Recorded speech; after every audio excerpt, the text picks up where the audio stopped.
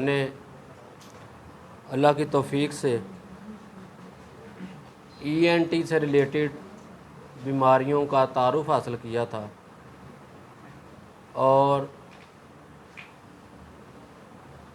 इन बीमारियों में से लेरेंजाइटिस हमने बड़ी तफसील के साथ पढ़ा था और उसकी दो इकसाम एक्यूट लेरेंजाइटिस और क्रोनिक लेरेंजाइटिस के हवाले से गुफ्तगू हुई थी। उसके बाद ENT से रिलेटेड अगली बीमारी आपकी किताब में एलर्जिक रिनाइटिस। एलर्जिक रिनाइटिस को हे फीवर भी बोलते हैं और आम तौर पर ये किसी न किसी सब्सटेंस की एलर्जी की वजह से होता है। आपकी किताब भी यही कहती है, allergic rhinitis is an allergic reaction to tiny particles in the air called allergens. Allergic rhinitis हवा में मौजूद छोटे छोटे ज़र्रात की वजह से होता है, जिन ज़र्रात को एलर्जेंस कहते हैं। व्हेन यू ब्रीथ, जब आप सांस लेते हैं, इन एलर्जेंस की मौजूदगी में, थ्रू योर नोज़ और माउथ, अपनी नाक और मुंह के रास्ते, your body reacts bye releasing a natural chemical called histamine. तो आपकी जो बॉडी है वो तैयार हो जाती है अपने आप से एक केमिकल ख़ारिज करने के लिए, निकालने के लिए, जिसे हिस्टामिन कहते हैं, जो कि इन एलर्जेंस का मुकाबला करते हैं। इसीलिए ऐसी अद्वियात जो एलर्जेंस का मुकाबला करने के लिए इस्तेमाल होती हैं, उन्हें एंटी एलर्जी या एंटी हिस्टामिन भी कहते हैं। Several indoor and outdoor allergens cause hay fever. आपके घर में पाए जाने वाले या घर से बाहर बैरूनी माहौल में पाए जाने वाले बहुत सी अक़साम के एलर्जन आपके लिए हे फीवर या एलर्जिक रिनाइटिस का सबब बनते हैं। Common cause include dust mites, mould, pet dander and pollen from trees and plants. Hey fever की आम किस्म कॉमन काजेज़, हे फीवर की जो आम वजूहात हैं, उनमें मट्टी के ज़र्रात, मोल्ड, पेट डेंडर, ऐसी सिकरी जो पालतू जानवरों में पाई जाती है, and pollen from trees and plants, और दरख्तों और पौधों से गिरने वाली पोलन्स, जिसकी मिसाल मैंने आपको बताई थी कि जब मौसम बहार होता है और पौधों के ऊपर पोलन्स आती हैं जो हवा के चलने से बिखरती हैं और फ़ज़ा में शामिल होके एक ऐसे बंदे के लिए जो इन पोलन से एलर्जिक होता है, उसके लिए हे फीवर या एलर्जिक रिनाइटिस का बायस बनते हैं।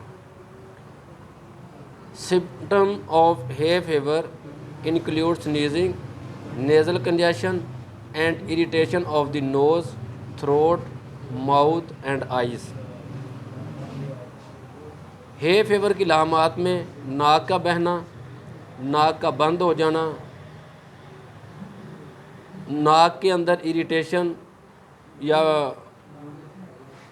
बेचैनी महसूस होना, गले, मुंह और आँखों के अंदर बेचैनी का महसूस होना, इरिटेशन महसूस होना। Allergic rhinitis is not the same as infectious rhinitis. Allergic rhinitis जो होता है उस रिनाइटिस से मिलता जुलता नहीं होता जो रिनाइटिस किसी इन्फेक्शन की वजह से होता है, किसी माइक्रो ऑर्गेनिज़म के इन्वॉल्वमेंट से होता है। Otherwise known as the common cold, जो इन्फेक्शस रिनाइटिस होता है, उसकी अलामात एलर्जिक रिनाइटिस से मिलती जुलती नहीं होती हैं, और दूसरे हाथ इसको कॉमन कोल्ड आम ज़ुकाम भी कहा जाता है। Hay fever is not contagious, hay fever मुतद्दी नहीं है, एक से दूसरे को नहीं लगता है।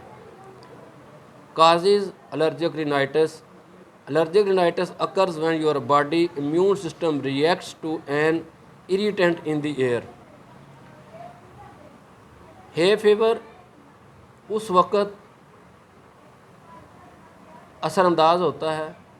एलर्जिक रिनाइटिस की वजूहात में ये बात शामिल है कि आपका मुदाफ़ियाती निज़ाम जो है वो हवा में मौजूद आपको तंग करने वाले एलर्जन्स जो हैं उनके मुकाबले के ऊपर हरकत में आता है।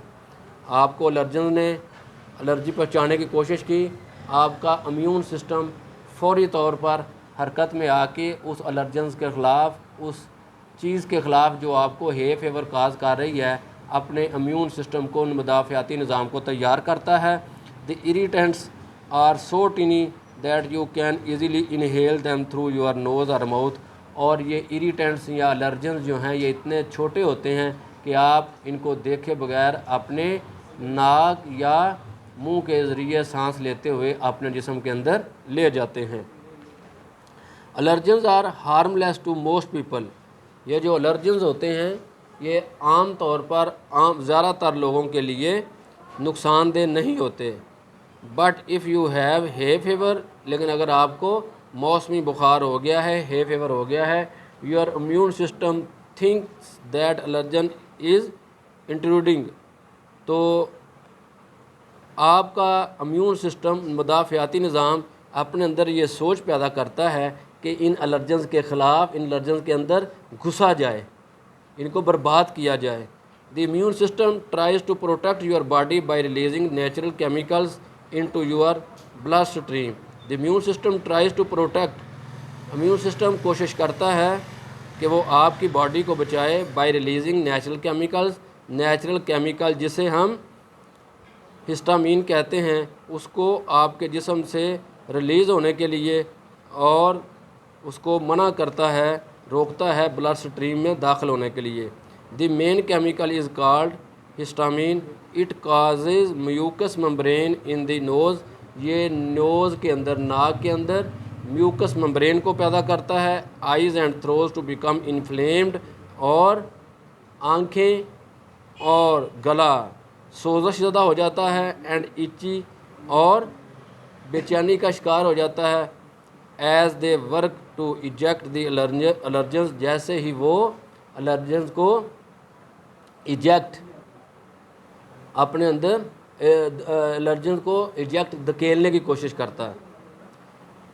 जैसे ही आपके जिस्म में मौजूद हिस्टामीन एलर्जन को ख़त्म करने की कोशिश करता है, तो वो आपके नाक के अंदर म्यूकस मेम्ब्रेन में घुस जाता है। एंड आइज़ और and throat to become inflamed, जिसकी वजह से आँखों और गले की सोजिश हो जाती है, और यहाँ पे बेचैनी पैदा होती है। As they work to eject the allergen, जैसे ही वो एलर्जन को ख़त्म करने की कोशिश करता है। Seasonal and perennial allergies can result from many allergens, मौसमी और पेरिनियल एलर्जीज़। इसके बाद इर्दा गिर्द की जितनी एलर्जियाँ हैं सारी की सारी कैन रिजल्ट फ्राम मैनी एलर्जन्स, बहुत सारे एलर्जन्स या एलर्जी वाली अशिया का जो है वो नतीजा हो सकती हैं।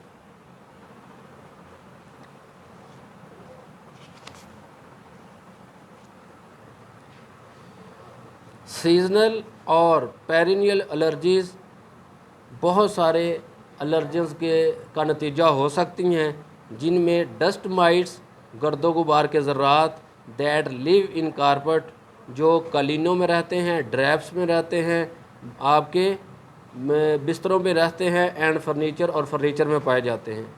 Pollen from trees, grass and weeds, pet dander,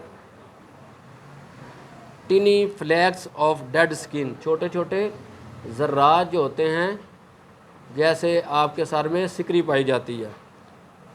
mould spores, cockroaches including their saliva and waste, cockroaches जिसमें उनका सलाइवा और उनकी वेस्ट मटेरियल भी शामिल है। Food allergens can also cause inflammation in the nose and throat, ऐसे allergens जो खुराक में पाए जाते हैं वो नाक और गले में सोजश कर सकते हैं। If you think you are having an allergic reaction to something you ate, get medical help right away, अगर आपका ख्याल है कि आपने अपनी खाने पीने वाली चीज़ों में से किसी के अंदर एलर्जेंस पाए हैं, कोई एलर्जी वाली चीज़ पाई है, तो सही तरीके के साथ मेडिकल हेल्प हासिल करने की, तिब्बी इमदाद हासिल करने की कोशिश करें।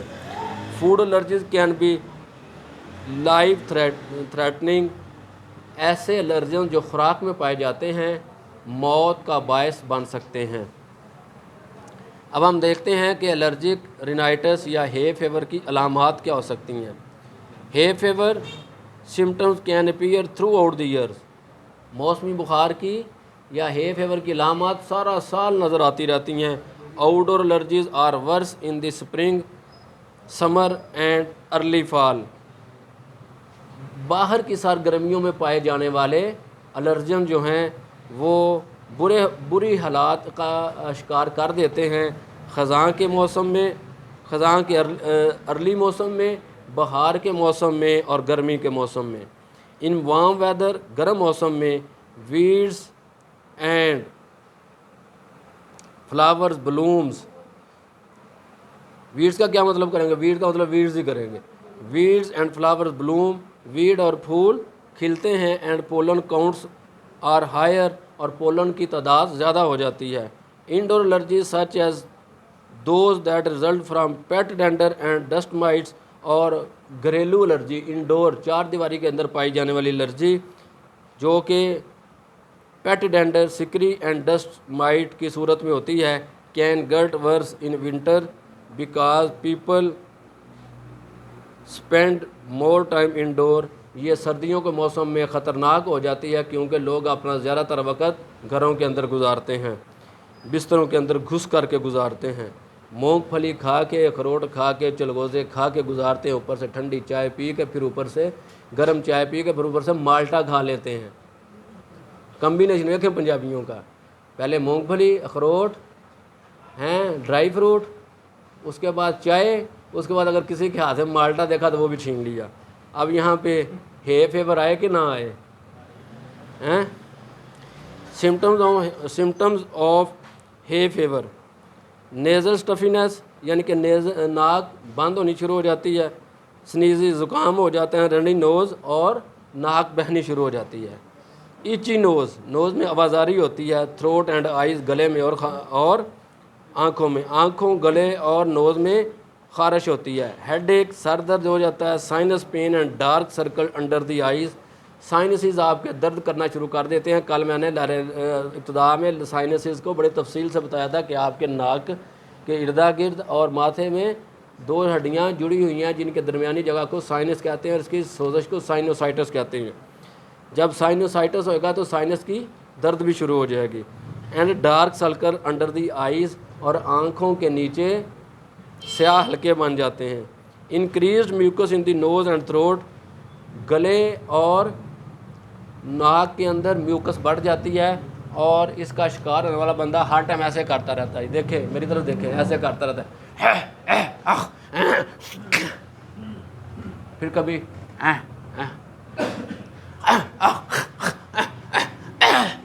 इस तरह की कंडीशन हो जाती है जब इंसान हे फीवर का शिकार होता है। फटीग एंड मलेजी, जिस्मानी दर्दें और आम वीकनेस और डिस्कम्फर्ट, बेआरामी बंदा महसूस करता है। Sore throat from mucus dripping down the throat, जैसे ही म्यूकस गले के नीचे गिरती है तो इसकी वजह से गले में सोर थ्रोट, गला दर्द का शिकार हो जाता है। The throat post nasal drip, ऐसे होता है। देखें,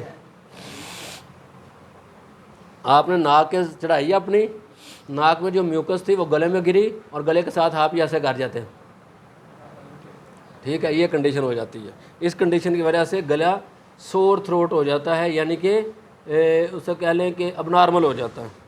वीजिंग, गड़गड़ाहट पैदा होती है, कफिंग खांसी होती है, एंड ट्रबल ब्रीदिंग, और सांस में लेने में दुश्वारी महसूस होती है। परेशान ना हो, अभी हमने ऑटोक्लेव पढ़ना है, परेशान नहीं होना। हे फीवर डायग्नोस्ड, हे फीवर की काजेज़ हमने पढ़ ली, सिम्टम्स हमने पढ़ ली, अब इसकी तशखीस कैसे करनी है।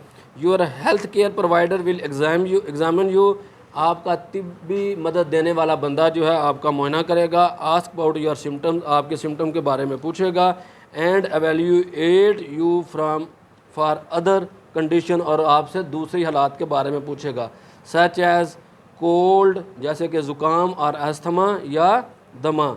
To measure your antibodies to specific allergens, आपको जिन चीज़ों से एलर्जी है उनकी एंटीबॉडी तलाश करने के लिए your provider may take a blood sample and send it to a lab for testing, आपके खून का सैंपल ले सकता है और उसे लेबॉर्ट्री में भेज सकता है।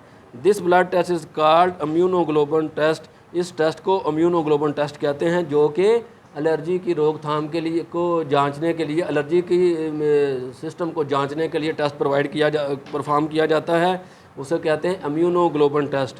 It can detect all types of allergy including food allergies, ये टेस्ट जो है एलर्जी की तमाम अक़साम को जांच सकता है, हत्ता के फूड एलर्जेंस को भी। योर प्रोवाइडर में